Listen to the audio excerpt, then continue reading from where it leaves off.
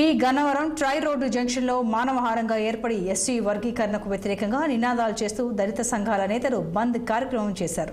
SC వర్గీకరణ నేపథ్యంలో supreme court తీర్పును వ్యతిరేకిస్తూ వర్గీకరణపై అసమ్మతి వ్యక్తం చేశారు. భారత్ బంద్కు సహకరించాలని దళిత వర్గాలు పిలుపునిచ్చాయి. పి గన్నవరం నియోజకవర్గంలో పలు ప్రభుత్వ పాఠశాలలు, కార్యాలయాలు మూసివేశారు. స్వచ్ఛందంగా షాపులు మూసి బంద్కు పి గన్నవరం వర్తకులు సహకరించారు. ప్రాణాలైనా అడ్డేస్తాం, వర్గీకరణ ఆపేస్తాం అంటూ ఉద్యమకారులు నినాదాలు చేశారు. ఏదైతే 7 ధర్మాసనం ఇచ్చిన తీర్పును పునఃపరిశీలన చేసి అందరికీ న్యాయం జరిగే విధంగా తీర్పునివ్వాలని కోరారు. పెద్ద ఎత్తున కేంద్ర ప్రభుత్వ తీర్పును దళిత నేతలు ఎండగట్టారు.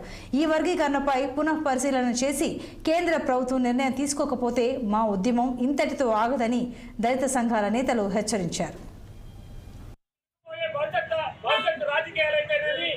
భావి తరాల భవిష్యత్ అయితేనేమి మరి కాపాడు కోసం ఎంతైనా ఉనికి ఉందని దానికి మనంతా కూడా కలిసి పోరాడాలని ఒక్కసారి గుర్తుంచుకోండి.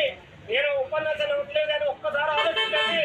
మన పిల్లలు చదువుకుంటూ ఉన్నారు, మన పిల్లల్ని లక్షలు కట్టి చదివిస్తూ ఉన్నాం, కానీ మిగిలిన పద్ధతి అంటున్నారు. ఒక్కసారి ఉద్యోగం వస్తే రెండోసారి ఇంట్లో ఉద్యోగం రాదు. మరి అది కూడా మరి వ్యతిరేకించాలి.